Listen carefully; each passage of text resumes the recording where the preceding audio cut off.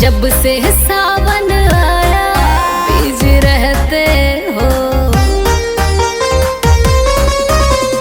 भस्म भभूत लगा के तुम बैठे हो। जब से सावन आया बीज रहते हो, चले जाऊंगी जो ऐसा करोगे सनम। न तेरे आने की खुशी न जाने का गम,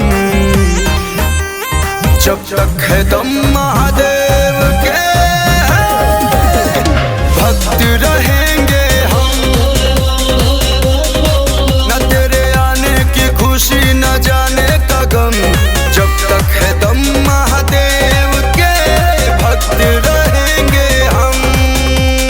बम बोल बम, बम बोल बम, बम बम।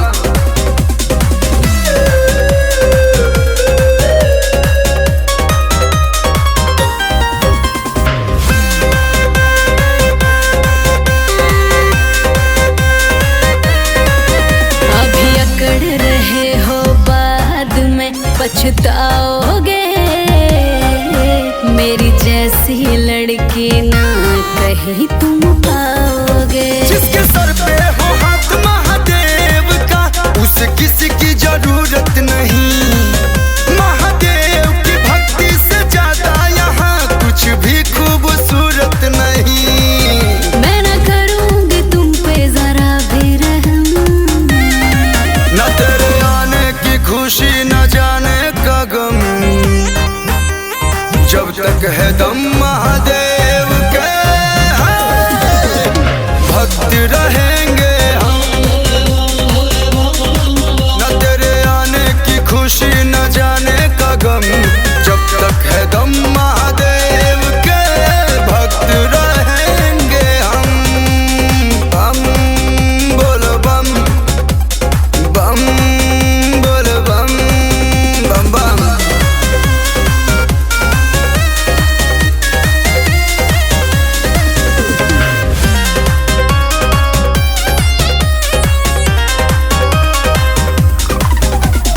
करके सुमारी मैं भी सुबार देखूंगी, जाके भोले के दर पे माथा टेकूंगी। पक्के दर्शन मेरे नाथ का तुम भी उनमें ही खो जाओगी।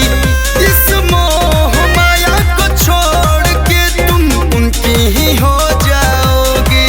मैं भी जाऊंगी भोलेनाथ में ही रहूं। न तेरे आने की खुशी न जाने का गम,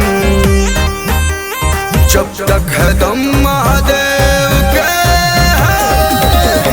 भक्त रहेंगे हम। न तेरे आने की खुशी न जाने का गम, जब तक है दम महादेव के भक्त रहेंगे हम।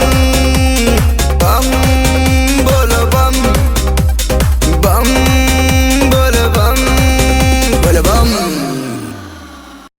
न तेरे आने की खुशी न जाने का गम, जब तक है दम महादेव के भक्त रहे।